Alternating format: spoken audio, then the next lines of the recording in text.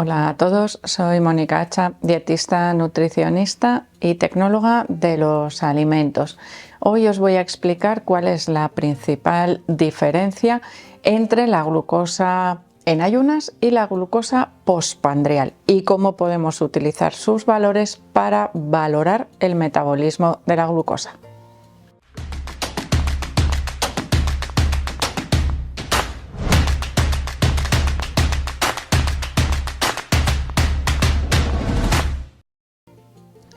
Cuando queremos saber cómo funciona nuestro cuerpo en relación al metabolismo de la glucosa, lo primero que nos van a hacer es una analítica para valorar la glucosa o la glucemia en ayunas. Ese valor no es el único que se utiliza para valorar cómo funciona nuestro metabolismo de los carbohidratos, sino que en las propias analíticas muchas veces también se incluye, sobre todo cuando hay dudas o cuando queremos corroborar o si sospechamos que existe algún problema, se suele incluir también la hemoglobina glicosilada, ya que nos da un valor, podríamos decir, más estable que el propio valor de la glucosa en ayunas. La glucosa en ayunas, como su nombre indica, se mide tras un periodo mínimo de 8 horas de ayuno, es decir, de no ingesta de ningún tipo de alimentos. Por eso se suelen hacer este tipo de analíticas a primera hora de la mañana para evitar que la ingesta de alimentos pueda alterar ese valor que normalmente aumenta cuando tenemos ingesta de alimentos, especialmente alimentos ricos en carbohidratos. La diferencia entre la glucosa en ayunas y la hemoglobina glicosilada es que este último valor, la hemoglobina glicosilada, nos da un valor estadístico, podríamos decir. Es una referencia de la vida media de los glóbulos rojos, con lo cual podemos saber cómo ha funcionado nuestra glucemia en los 3 últimos meses y nos da un valor, vamos a decir, más cercano a la realidad. ¿Por qué? Porque a veces la glucosa en ayunas no se mide en las condiciones que deberíamos. Me explico. Si yo, por ejemplo, respeto esas 8 horas de ayuno justitas y el día anterior he cenado algo muy rico en carbohidratos, por ejemplo arroz o pasta o patatas, es posible que esa glucemia en ayunas sea algo más elevada de lo que sería si yo he alargado un poco más el ayuno y no he tenido esa cena rica en carbohidratos.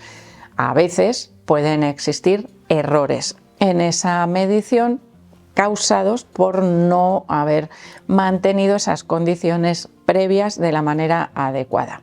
Algunas veces, imaginaros, si ceno habitualmente muy tarde y me hacen la analítica muy temprano, puedo incluso no haber respetado esas 8 horas de ayuno que necesito para tener un valor más estable o con menos interferencias de esa glucosa en ayunas. Bueno, esos valores de glucosa en ayunas se consideran normales cuando están por debajo de 99 o de 100, que sería el límite, y se considera que existe diabetes cuando esa glucosa en ayunas supera los 126, y en ese caso tendríamos un valor diagnóstico, podríamos decir, para una alteración en el metabolismo de la glucosa, que comienza antes de ese 126. Entre 100 y 125 tendríamos valores que se asocian a prediabetes, es decir, ojo, que algo está empezando a funcionar mal, ponle remedio antes de que vaya a mayores. También tenemos la posibilidad de medir la glucosa postprandial. ¿Qué quiere decir postprandial? Después de comer.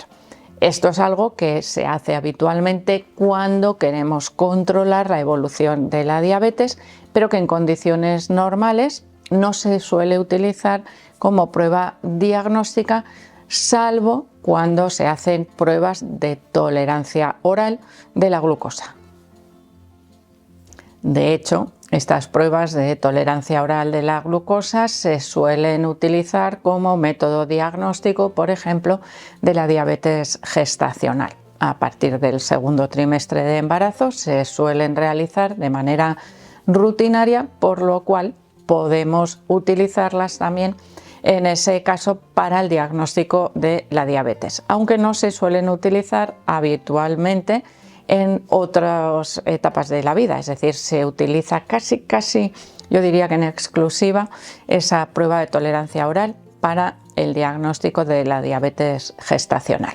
Bueno, vamos a ver cómo podemos medir o qué valores serían los adecuados de esa glucemia postpandrial, de esos niveles de glucosa en sangre después de la ingesta de alimentos. ¿Y para qué sirven? Los valores considerados normales serían como máximo 140 y se considera que existe resistencia a la insulina entre 140 y 200, o al menos inicio de resistencia a la insulina, y existiría problemas asociados a la diabetes cuando superan los 200, con lo cual ahí tendríamos que tener en cuenta también esos valores y asociarlos a los de la glucosa en ayunas, que ahora veremos cómo. Esos valores de glucosa postpandrial se calculan a las 2 horas después de haber finalizado la comida, la ingesta de los alimentos, y son un reflejo de cómo nuestro cuerpo ha utilizado esos carbohidratos presentes en la dieta cuando ha tenido lugar ya casi finalizado el proceso digestivo. De ahí que se esperen esas 2 horas para saber cómo hemos digerido, absorbido y posteriormente utilizado esa glucosa que llega a sangre después de la ingesta de alimentos. Y si yo no he comido ese día, por ejemplo, apenas carbohidratos, ¿cómo va a funcionar esa glucemia postpandrial? ¿Podría llevarme a error si no tengo en cuenta las comidas o la ingesta de los nutrientes, macronutrientes de esa comida? Evidentemente, al igual que puede haber alteraciones en la medición de la glucosa en ayunas si no respeto esas condiciones, si esta prueba de glucemia postpandrial no se realiza con conocimiento de lo que se ha comido, también puede resultar inútil. De ahí que en el caso de la diabetes gestacional se haga con una solución, con una bebida que contiene altas cantidades de glucosa para valorar cómo se metaboliza con el paso del tiempo. De hecho, se hacen también mediciones intermedias. Nos sirve de ayuda, sobre todo, esta medición de la glucosa postpandrial, de ahí que se utilice habitualmente para valorar cuál es el efecto del consumo de diferentes alimentos, por ejemplo, en personas que ya sabemos que tienen problemas con ese metabolismo, es decir, personas con prediabetes o con diabetes. ¿Y cómo las utilizamos? Ambas, por ejemplo, si tenemos ambas mediciones. Por ejemplo, si yo tengo una glucemia basal en ayunas normal, pero tengo una glucemia postpandrial elevada, podría estar reflejando fases iniciales, por ejemplo, de resistencia a la insulina, o estarme indicando que las cantidades de alimentos ricos en carbohidratos que ingiero son superiores a mis necesidades, a mis requerimientos, y en ese caso puede orientarme también hacia modificaciones dietéticas que me ayuden a prevenir, en este caso, posibles alteraciones de la glucemia a largo plazo. Cuando es al contrario, por ejemplo, glucosa en ayunas elevada y postpandrial normal, podría indicar primero un error de medición, posiblemente por causas anteriores a esa medición de la glucosa en ayunas, y por otro lado a posibles compensaciones en el metabolismo de los carbohidratos. Por ejemplo, una persona que se mueve o que tiene un estilo de vida activo podría relacionarse con esa glucemia postpandrial más baja, es decir, está utilizando esa glucosa que obtiene a través del consumo de alimentos posteriormente a la ingesta. Imaginaros una persona que tiene un trabajo muy activo, que trabaja, no sé, de reponedor en un supermercado come y seguido tiene que ponerse a trabajar, es decir, va a utilizar esa glucosa. Existe una compensación, en este caso, debida al ejercicio físico, la actividad física diaria que realiza después de la ingesta de los alimentos. Por lo tanto, ahí tenemos también algo que suelo decir muchas veces, que nos puede servir para tener un mejor control también de la diabetes.